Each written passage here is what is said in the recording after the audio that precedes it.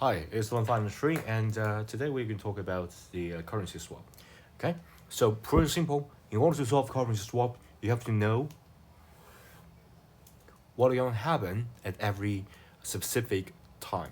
So, for example, you enter into a 360 days currency swap, which means let's just assume two currency. Okay, so Swiss franc and say euro, right? So, for example, you are holding euro and you want a swap to Swiss franc. So you're going to at the initialization of the swap, you're going to actually pay 1 million. So, for example, I'll just use 1 million euro. So sort of like you swap that. Okay, you swap 1 million euro to a specific Swiss franc or specific whatever currency that you want. So you're going to receive a specific currency. And right now, so for example, you got as exchange rate. That exchange rate is zero. Okay, so you are going to use 1 million and or whatever notional principle that you have, multiplied by the exchange rate, so you can get that kind of Swiss franc. Okay, so you receive that, you pay that. Okay, and during all this time, you're going to receive as well as pay the interest. So, for example, if it's like a pay interest quarterly, you're going to add the 19 days quarterly. Let me just make it half. Okay, so 1, 2, 3, 4, right? So at 19 days, you're going to receive. You already paid 1 million euro. Okay, so essentially you are lending 1 million euro to the counterparty. So you're going to receive interest. Okay, so you're going to receive the interest of euro. So interest of euro, interest of euro, interest of euro, and interest of euro. Let me just see it, write that quickly. Interest of euro, and of course, since you receive that amount of Swiss franc, you're going to pay the interest of Swiss franc. Pretty simple, because you like borrow this amount of money, so you're going to pay the interest of your borrow. And of course, at the end of here, you are not only going to pay the interest, but also you're going to pay the principal. You receive this amount of Swiss franc, so you have to pay it back. So this plus you have to pay it back. So pay this amount of Swiss franc, and you're going to receive euro. Okay? And this part is intentionally left blank because we're going to do the calculation later. So, in order to value that, so for example, if you say this is like 19 days, and 118 days, and 270 days, and 360 days. So for example, you already entered into this currency swap, and you already like say 6 days later, okay, and you want to value that. So how to do that? Pretty simple. You just treat all this as a future cash flow. Okay, you're going to pay all this amount of future cash flow and pay this principal in the future. Okay, you discount all that back to now, and you're going to receive all this as a positive, of course, discount back to now, and you subtract them. Really, really simple. So I'm going to say you're going to receive,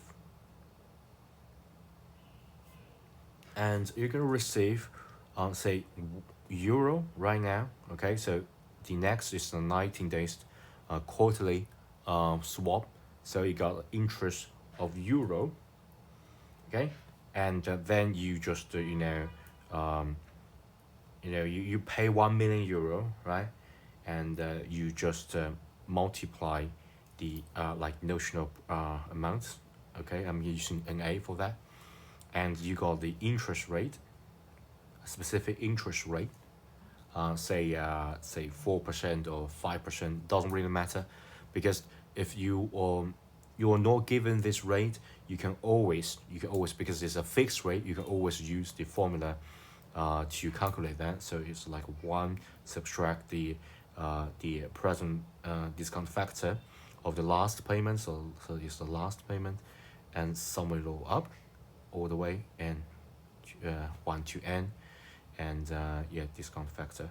Okay, so you got the like the first discount factor, second, third, all that, you sum it all up. Okay, so it will be I, and this way you can get the interest rate. Okay, then this interest rate is the annual interest rate, so you have to like it's quarter, so you have to divide it by 4. You got that specific interest rate, you got that specific amount that you're going to receive, and of course you're going to discount that back to now. Okay, so you're going to get the notional principal multiply the interest, okay, and divided by 4, because it's quarterly, and you discount that back to 1, 2, 3, 4. I'm going to say the discount factor. Okay, so I'm going to say the discount factor may be D for discount factor, or present value factor, doesn't really matter. I'm going to adjust for this, so it will be 60 days. Okay, so it will be the 30 days discount factor plus the 180 subtract by 60, so 120 discount factor, and 270 subtract by 60, so discount factor 210, and discount factor 300. Okay, so this is all interest, remember, but don't forget, you also got the principal, the notional principal. You're going to multiply by the discount factor of the last one, so D 300. Okay, you got back to now, and this is just one leg of the transaction. Of course, there's like the payout part. Okay, the payout part will also be another notional principle of so the pay, it will be euro, there will be receive is Swiss franc, so it will be the euro multiplied by the interest. Of course, interest, you can also use this method to get the fixed leg calculated, because it's quarterly. Remember to add that, and also you got all this discount factor summation. Of course, you can use summation, and plus the one last pay. So the pay will be Swiss franc at the end of it, so it'll be the notional amounts of Swiss franc. Sorry, euro. Let's look at here. Pay. Okay, sorry, one mistake. So the pay will be the interest of a Swiss franc, not euro. So sorry about that. This will be Swiss franc. Okay, nearly got me confused one time. So the notional principal, and since it's also payment, okay, so Swiss franc, all that, and receive, you're going to receive the euro. Sorry about that. You're going to receive euro, so it will be the euro, and it will be the euro. Okay, and yeah, and at the end of it, you're going to receive euro, and end of it, you can pay Swiss franc. So this two should be the same. Sorry about that. So previously this should be the euro, because receive. Do not consider the first one, because the first one, yeah, do not count. Okay, it's like an initial transaction. Okay, all that is the future cash flow. So you start value from here. Okay, so this will be the future thing. Okay, and yeah, so if you got these two number, so for example, you got A, there will be A, there will be a B, and that's not all, because it's essentially different amount, because the notional amount of euro and notional amount of Swiss franc is not the same. So what I'm gonna do, if you use this, you got the A and B got different currency, so you can't just say you are going to using A received, or the received subtract B. You are not going to do that, because that really depends on the valuation currency. Okay, so for example, if the valuation currency is let me think about it, because Swiss franc. So for example, you want the pricing currency is euro, okay, and you have to translate the Swiss franc to euro. Okay, if the pricing currency is like the Swiss franc, you're going to translate the euro to Swiss franc. So that's really depends. So depends on the given number. You may need to say let me just give you a very specific number so you guys can take into account. So for example, the Swiss franc and the euro will be 1.13, something like that. I'm not sure it will be like the like a latest number. Just give you a number so you guys can use this number. Okay, I prefer to use the number rather than use some formula variable to represent it. So you pay 1 million euro, okay, and at that time 0, you should have a specific exchange rate, and that at time here you also got exchange rate. So there will be the exchange rate 0, and Swiss franc euro will have a time, say 60 days. Okay, so you got to say 1.14, something like that. So it's just different. And if you pay 1 million euro at time 0, you're going to receive a specific amount of Swiss franc. So this time you're going to multiply 1.13. So the B essentially is Swiss franc. You're going to change that to euro at last. But the notional principle right now is just using euro, so you have to change Swiss franc first. So multiply 1.13. So if you multiply that, it becomes Swiss franc. But at the valuation date, which is 60, you're going to switch it back to Swiss franc to euro in order to compare this euro, because this is euro, right? Euro.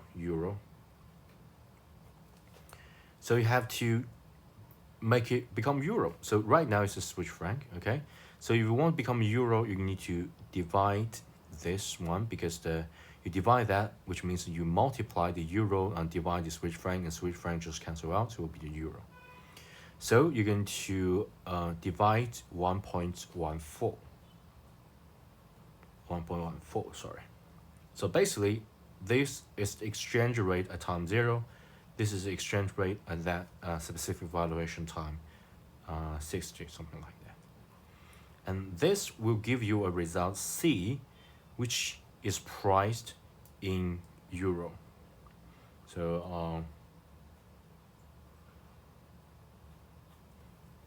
that's the whole process. Okay, so it's very, very complex and time consuming, but not necessarily difficult. It's just really, really time consuming and got a lot of gotcha places. So for example, the annual rate, if it's paying to like pay semi-annually, quarterly, you need to adjust that. Just one thing. The other thing is, do not forget the last notional principle. And of course, at the last time, you can't just subtract this. You can't just subtract the pay from receive, but rather you need to change that to the same currency. And in order to change to the same currency, you have to multiply the initial amount, initial currency, because the currency exchange rate is constantly changing. You multiply that, you subtract that, you make it exact same currency as the pricing currency of A. Okay, so you got the final result. So it's the valuation of that's the valuation of a currency exchange. Okay, so I hope this video is helpful, and yeah, if you think my video is helpful, do please give me a thumb up and subscribe to my channel. Okay, bye.